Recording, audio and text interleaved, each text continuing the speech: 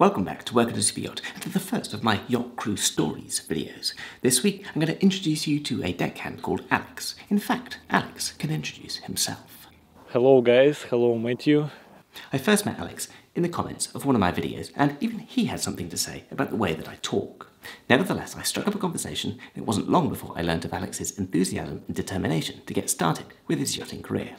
Accordingly, I've actually been mentoring him ever since, and so we're about to find out he's faced a number of challenges along the way, but his rock-steady commitment to the cause remains, and I'm hoping that he should serve as an inspiration to you all.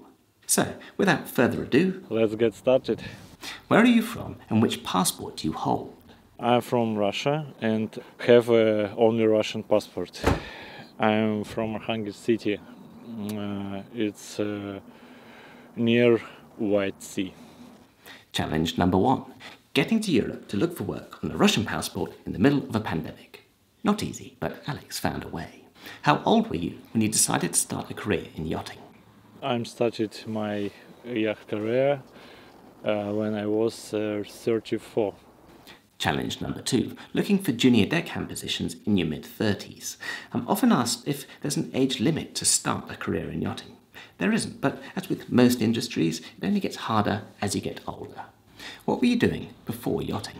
I was working as a civil and construction engineer. I was project manager, some manufacture sites, and I worked on sites like oil and gas and something like this. Did you have any existing skills or experience that were immediately transferable to a career in yachting? Yes, I had a previous experience in yachting because my main hobby is sailing sport, and I had a yacht master certificate, is national Russian certificate.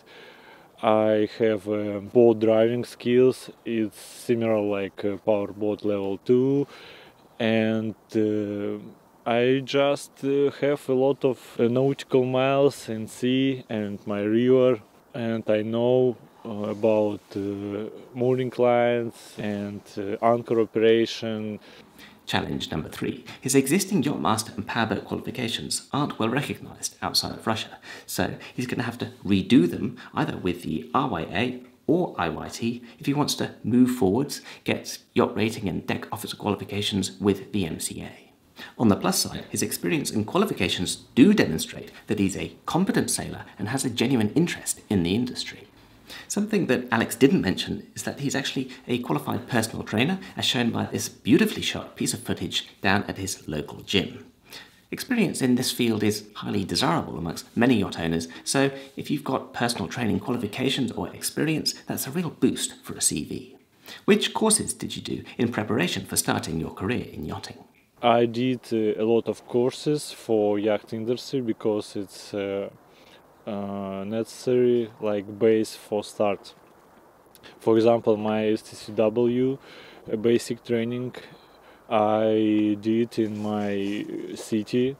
My powerboat level 2 from RVA I did in Europe because in Russia we doesn't have RVA courses. Medical fitness certificate and GMDSS short range certificate I did in Russia. Seafarers' medical certificates from Russia aren't recognised by the MCA, so in the end he had to go and get another medical whilst in Europe. How long did it take to get your first job, and where did you find it? I spent it about 8 or 9 months for embark on my first yacht. I found it my first job from a website Find a Crew.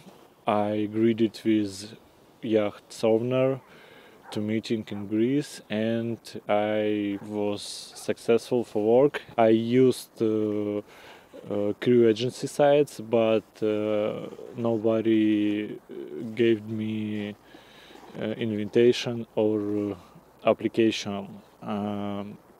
This is really difficult to take a new job if you are green.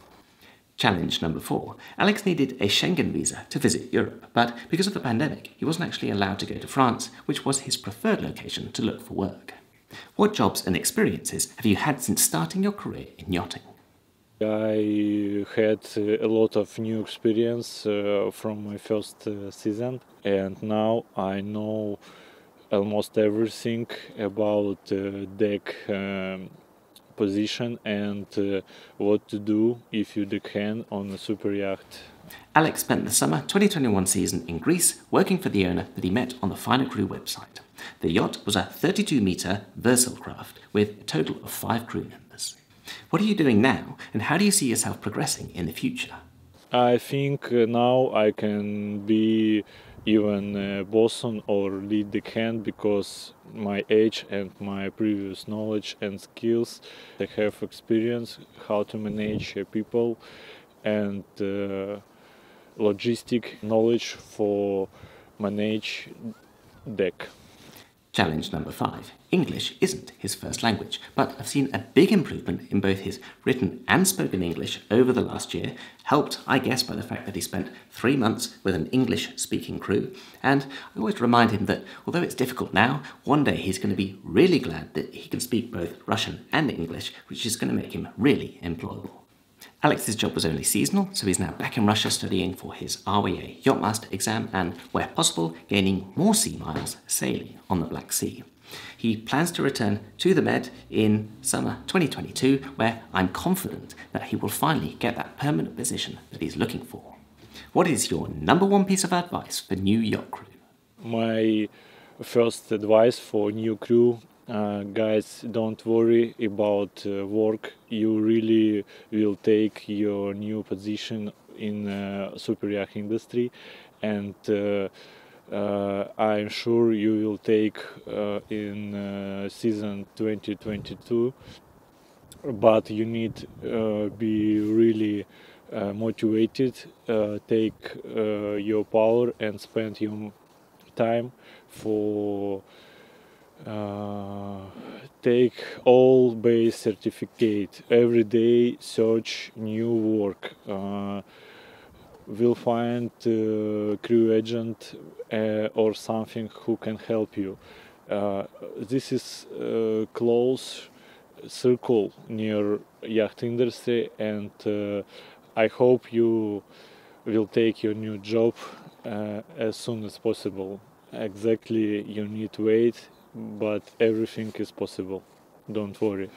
Needless to say, I'm really proud of Alex. He's had to overcome a lot of challenges that simply weren't an issue for me when I was first getting started. And I just want to congratulate him for never giving up. I also want to help use his story to show any of you guys who are possibly facing the same challenges that it is possible. Maybe it's not going to work as easily as it might for some. You know, it wasn't the case for Alex that he could just go to the Mediterranean, meet a few crew agents, do a bit of day work and get his first permanent position as a deckhand and off he goes. No, it's been a bit of a longer, more drawn out process, but he keeps pushing, he keeps working at it, and I really am confident that he's going to do well and he's going to get that permanent job, and deck officer, here we come. If you'd like to find out more about Alex, please do check out both his Instagram and YouTube channels. Links down in the description below. He'd be very happy to answer your questions. Alex, thank you so much for taking part. I really appreciate it. Okay, thank you very much. Guys, thank you very much, Matthew. I'm happy to be here with you, and see you later. A big thank you to all of the other yacht crew who also got in touch wanting to share their stories. More of those coming in this series very soon, and if you would like to take part, then please do shoot me an email at the address below. As always, if you found some value in this video, a like would be fantastic, a sub would be amazing. To all those who celebrate Christmas, Happy Christmas, and I very much look forward to seeing you next time.